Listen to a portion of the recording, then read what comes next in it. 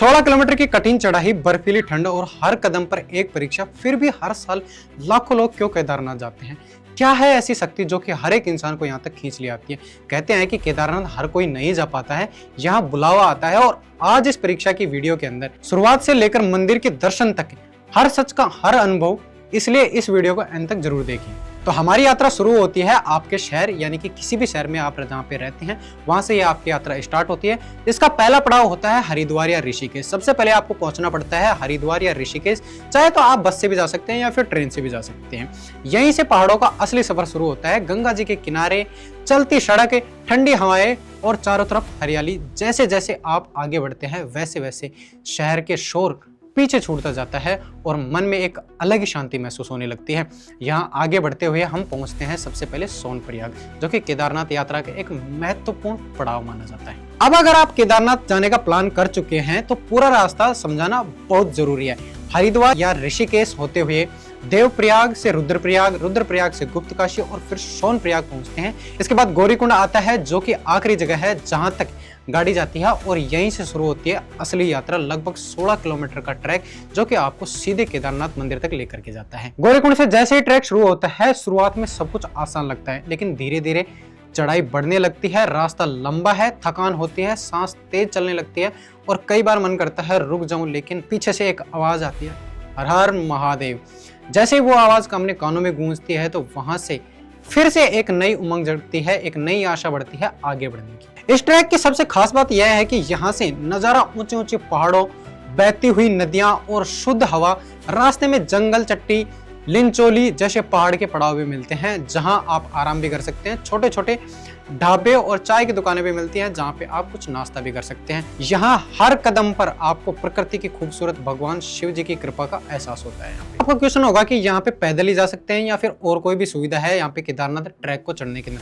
केदारनाथ जाने के लिए आपको हेलीकॉप्टर भी मिल जाएंगे, और जो कि फाटा या फिर गुप्तकाशी से चलते हैं। इसके अलावा घोड़े और पालके भी यहाँ पे उपलब्ध मिल जाते हैं आपको, जो कि आप यहाँ से उनसे भी अपनी यात्रा कंप्लीट कर सकते हैं। मन में आपकी अगर सच्ची श्रद्धा है तो आपको केदारनाथ जाने से कोई नहीं रोक सकता है। अगर आप केदारनाथ यात्रा की योजना बना रहे हैं तो सही समय का चुनाव बहुत जरूरी होता है। मई से जून के बीच में यहाँ के रास्ते में सबसे ज्यादा भीड़ होती है, जिस टाइम में के बाबा केदारनाथ जी के कपाट खुलते हैं। जबकि सितंबर और अक्टूबर का समय सबसे अच्छा माना जाता है, ना तो उस टाइम में किसी प्रकार की भीड़ रहती है और मौसम भी बहुत बढ़िया रहता है। जुलाई और अगस्त में यात्रा बस से बचना चाहिए, क्योंकि उस टाइम में भूस्खलन की संभावना ज्यादा रहती है, क्योंकि वहां पे पहाड़ों का गिरने का खतरा भी बहुत ज्यादा रहता है। इससे अच्छा मैं आपको बोलूंगा कि या तो आप सितंबर अक्टूबर में जाएं या फिर जिस टाइम में बाबा केदारनाथ जी के कपाट खुल रहे हैं उस टाइम पे जाएं। अगर आप फैमिली के साथ में जा रहे हैं, छोटे छोटे बच्चों के साथ में जा रहे हैं, तो आप कपाट खुलने के टाइम को अवॉइड करना, बाकी मिड टाइम के अंदर जाना। सितंबर अक्टूबर के टाइम में आप जरूर केदारनाथ जा सकते हैं अपनी फैमिली के साथ में। अगर आप अकेले हैं, नौजवान हैं, तो आप जा सकते हैं बाबा केदारनाथ जी के जैसे कपाट खुलते हैं तो उस टाइम में। और इस बार 2026 के अंदर जो बाबा केदारनाथ जी के कपाट खुल रहे हैं वो खुल रहे हैं 22 अप्रैल 2026 को। तो अभी मात्र थोड़ा सा टाइम बचा हुआ है, तो अगर आप जाना चाहते हैं केदारनाथ तो अपनी यात्रा शुरू कर सकते हैं। खर्च की बात करें तो अगर केदारनाथ यात्रा के अंदर लगभग 8,000 से लेकर के 12,000 रुपए तक में पूरी हो सकती है। इसमें रहने और खाने की खर्च शामिल होता है। अगर आप हेलीकॉप्टर सेवा का भी उपयोग करना चाहते हैं तो उसका खर्च बढ़ जाएगा। सिंपल सी बात है, हेलीकॉप्टर का ज्यादा पैसा चार्ज होता है। अब दूसरा सवाल ये आता है आपका कि वहां पे हमको रुकने की सुविधा भी मिलेगी या नहीं है। सबसे पहले बता दूं कि मैं आपको, जैसे ही आप हरिद्वार में पहुंचेंगे या फिर ऋषिकेश में पहुंचेंगे तो वहां पे आप होटल बुक कर सकते हैं, जो कि आपको 1,000, 1,500, 2,000 रुपए तक मिल जाएगा।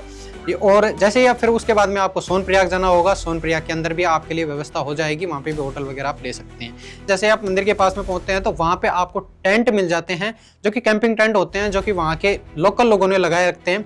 तो उनसे भी आप टेंट परचेज कर सकते हैं। वो कि आपको जो उसके टेंट का प्राइस है वो 2025 में था 500 के लमसम था। 500 रुपए का एक टेंट मिलता था आपको, जिसमें आप 1 पर्सन रह सकता है, ठीक है। और अगर आप 2 पर्सन रहना चाहते तो 500 रुपए, 1,000 रुपए लगते थे।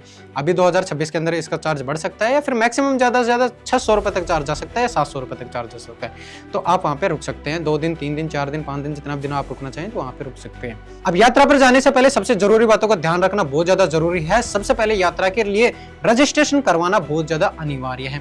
अच्छे और आरामदायक जूते पहन करके जाएं, गर्म कपड़े जरूर लेकर के जाएं। सबसे पहले आपको पावर बैंक लेकर के जाना है, जो कि एक बहुत ही ज्यादा मैंडेटरी है। केवल वहां पे लेकर के जाना पड़ेगा आपके कपड़े, गर्म कपड़े, और ऐसे जूते लेकर के जाना पड़ेगा जो कि ग्रिप बना सके पत्थरों के अंदर भी, क्योंकि वहां पे जब आप ट्रैक के ऊपर चलोगे तो वहां पे आपके लिए जरूरी हो जाता है कि ग्रिप वाले जूते बहुत ही बढ़िया रहते हैं, तो वो उससे आपका पैर फिसलेगा नहीं और आप वहां पे आराम से अपने ट्रैक को कंप्लीट कर सकते हैं। उसके बाद में दूसरी चीज, रेनकोट बहुत ही ज्यादा अनिवार्य हो जाता है, क्योंकि वहां पे हर कदम कदम पे बारिश आने लग जाती है। अब मेन बात ये बता देता हूं कि आपको ट्रैक कब स्टार्ट करना चाहिए। काफी सारे लोग शाम को भी ट्रैक स्टार्ट करते हैं, दोपहर में भी ट्रैक स्टार्ट करते हैं। जो बढ़िया टाइम है वो ट्रैक कभी स्टार्ट करने का है। 2025 के अंदर मैं केदारनाथ गया था, तब जो हमने ट्रैक स्टार्ट किया था वो सुबह स्टार्ट किया था हमने। सुबह ऑलमोस्ट लगभग टाइम हो रहा था 6-7 बज रहे थे, 6-7 का टाइम हो रहा था। उस टाइम हमने ट्रैक स्टार्ट किया था।